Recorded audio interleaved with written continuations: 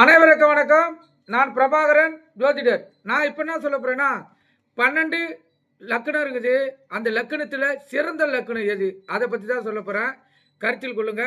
12 லக்கணத்தில் மிகவும் சிறந்த லக்கணம் கடக லக்கணம். அதை கருத்தில் கொள்ளுங்க. கடக லக்கணத்தில் பிறந்தவர்கள் ஆளக்கூடிய தன்மை பெற்றவராக தான் இருப்பாங்க. அவங்க கீழே பல பேர் வேலை செய்வாங்க.